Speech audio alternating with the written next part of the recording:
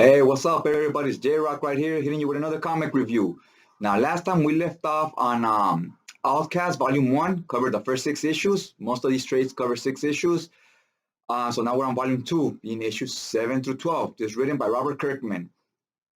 Now, this story is about this Reverend named Anderson and this guy named Kyle. So they're the two main protagonists.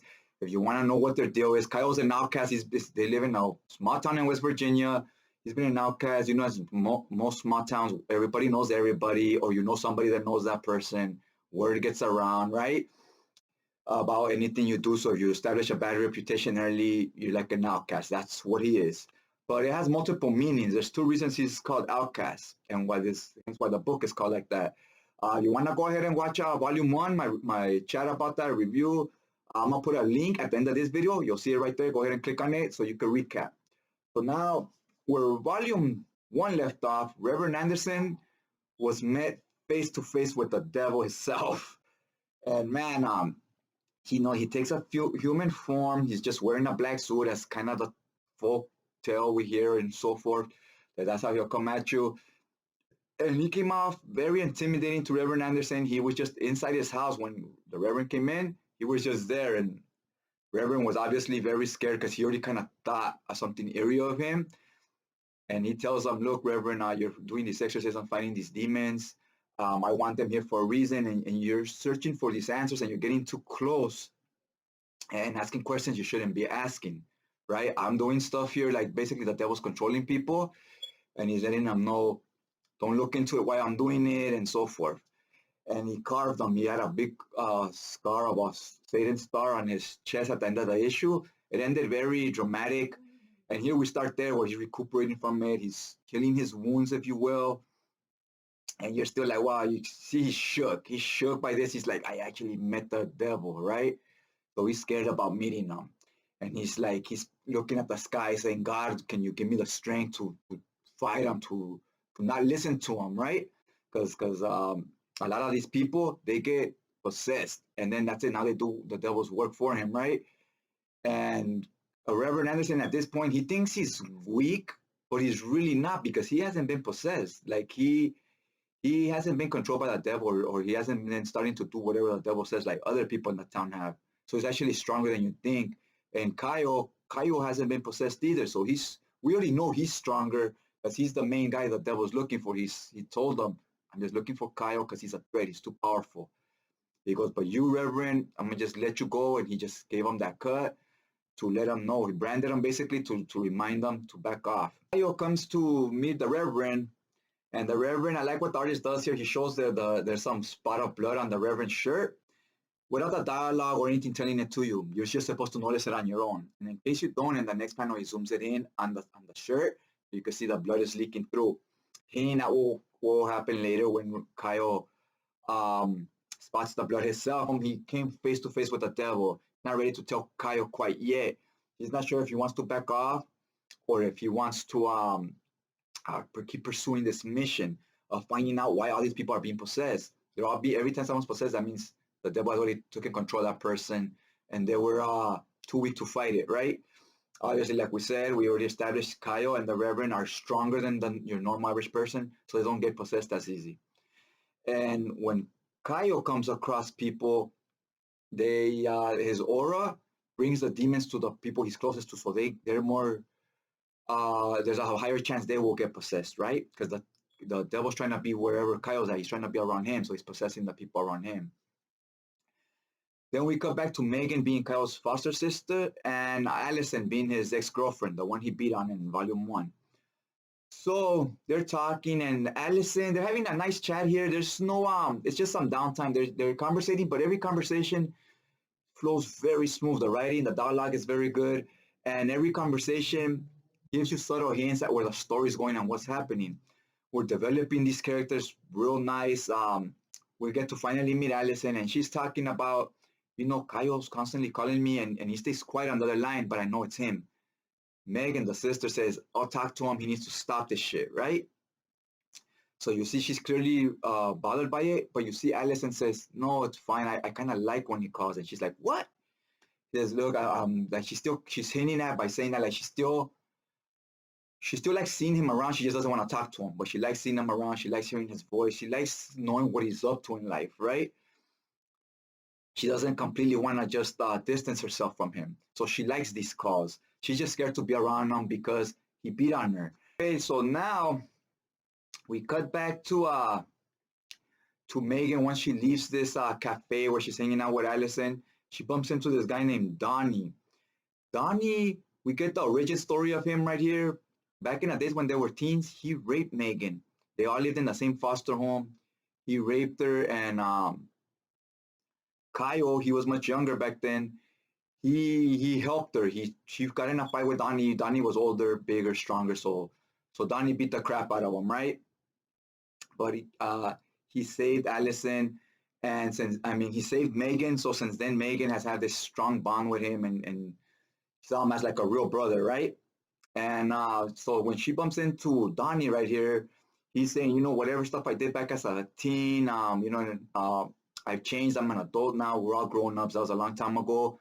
He asked for forgiveness, and she tells him, no, I won't forgive you. Like, fuck that. Like, you don't want forgiveness. What you want is for me to say I forgive you so you could feel better about yourself. You're not doing it for me, right? Which can be true. So she had bumped into him, and nobody likes this guy, Donnie. Her husband had bumped into him and beat the crap out of him. Kyle, now that he's older, bumped into him and got in a fight with him. But when the husband saw this, he kind of respects him a little more. He goes, I appreciate what you did and so forth, that he was willing to fight for her. But he's still iffy about, he's like, how can you be such a nice guy one minute, but then you beat on your wife, like, so he still just can't get over the fact that this guy beat on his wife. And he tells him, no, there was something wrong with her. She was possessed, right? Allison was possessed. And the cop isn't buying any of this. It's like, whatever, right? So we get to know about this guy, Donnie, and a little bit of his background. And we see what their life was like at this foster home with Megan and Kyle and so forth, how they met. So we definitely dig more into the characters, their life, and their backstories. We now met Allison, her daughter, so we get to see a little more about Kyle's life. Back to Kyle and Reverend Anderson. They go house to house doing the church's work and so forth, right? Or as they call it, the Lord's work.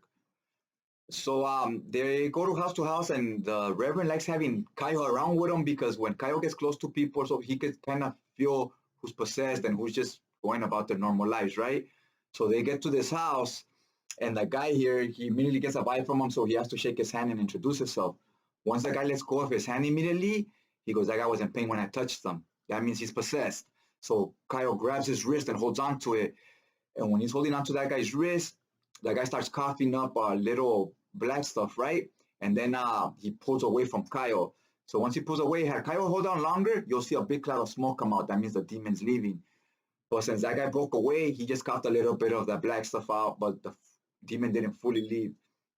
So we know this guy's possessed. Reverend Anderson says, we got to leave because that guy kicks him out of his home. He goes, hey, how dare you touch me? Get out of here. Kyle lets him know, this guy's possessed. The Reverend says, I know, but we can't just go around physically grabbing or attacking people, right?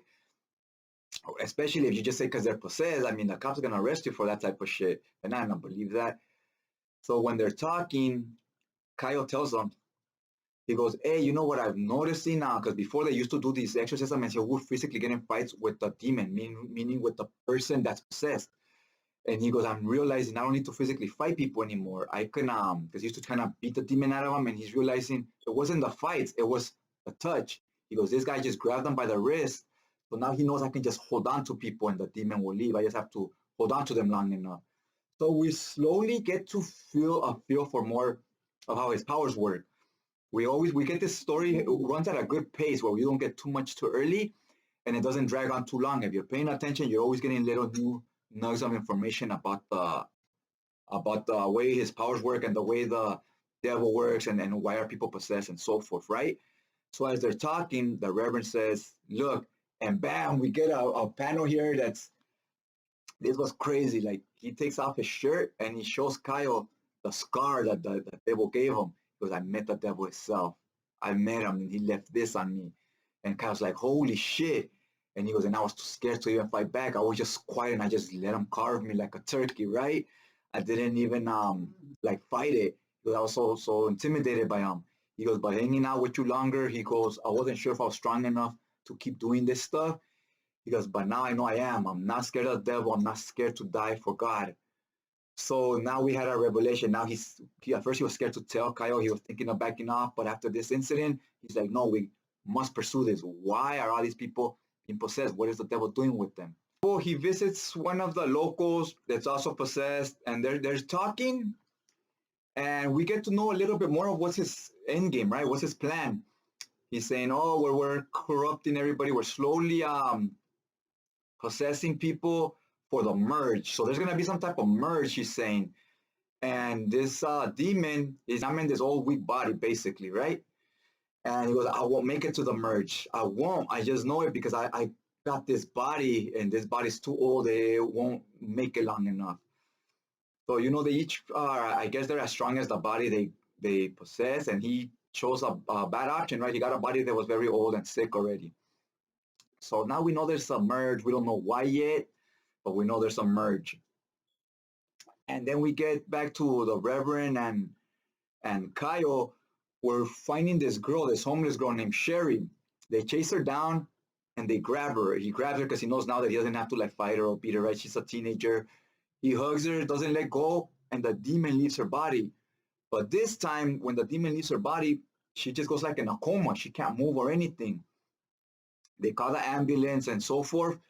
And now the questions are being asked, like, why did some people, the demon leaves and they're just normal again, right? And why with her? Why is she in a coma? And Kyle remembers she's in a coma ever since I got the demon out of her as well. So why do different people react differently? At this point, we're thinking it depends how long the demon has possessed that body. The longer it's possessed it, the more power is taken away from that body, the weaker it is, right? So like his mom and this girl, they think they've been possessed so long that when the demon leaves, a big part of them leaves. So they're just, you know, they're just a vegetable basically. And other people weren't possessed that long. So it affects every person differently depending on how long they've been possessed. So now we're like, why is she in a coma, this and that? The doctors are trying to figure this stuff out themselves. And we get to this point where Kyle goes, he visits Allison. It's a crazy moment. It shows she has feelings for him still. She doesn't call a casa on him. They're just conversating. And she says, look, I still like you. I miss you, but I can't have you around me or my child. You beat on us, right? And he's explaining to her, no, you beat on our child and I fought with you.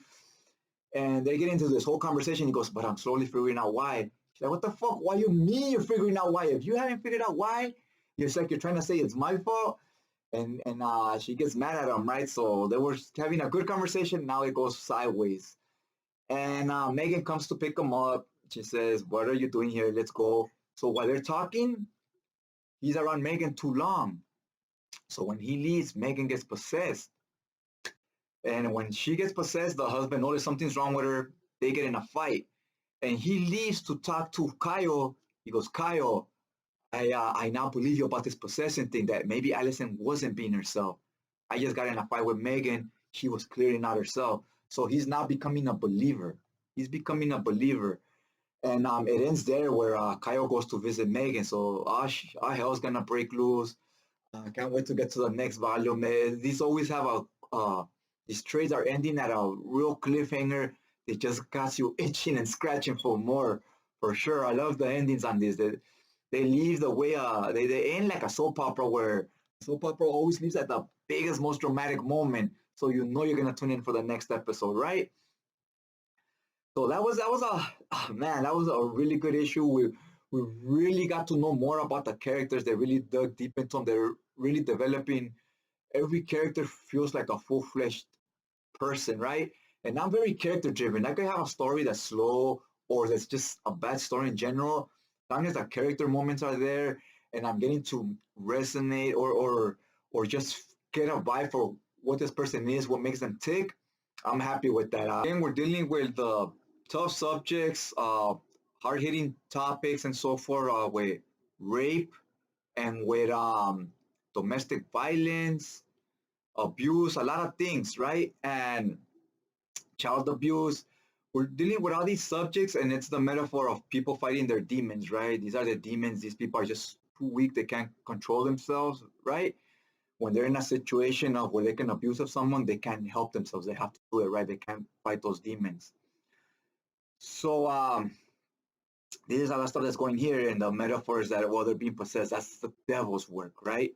So anybody that's religious will say that's the devil's work. That's not them. They need help. They need counseling. That's what we're hinting at here and these stories. And like I said, so you really get invested in these characters. So when they do stuff, you're like, holy shit, right? So maybe you want help for them, and maybe depending on the person you are, maybe you're like, no, they should be punished. Good that Kyle's beating on them. It's almost like if you like stories that are slice of life, you because it's kind of like slice of life, getting to see everybody's everyday life, every character, but their dark side of their lives, right? Like a lot of these people have like issues, if you will. And like I was saying about Kyle, when I'm talking about issues, he had a lot of issues himself, and he was a broken character, although he was not possessed. I thought he was broken, stressed out, angry all the time. Like he had a lot of emotions running through him, and they were all negative ones. And in this moment where he met Allison for the first time in the series that we've seen him since he beat on her, he talked to Allison, he talked to his daughter, and you saw a change in her possess. So he's getting answers, and not just with the demons wise and with his powers, but in his personal life with his wife and so forth, right? So you see, even though he's still in a bad spot in life, things are looking good. They're going in the right direction where there's hope where he could fix these things. He's like, I think I could salvage my relationship. If not, I think talk to my ex-girlfriend. It looks like we can be on good terms one day where maybe I can still see my child, right?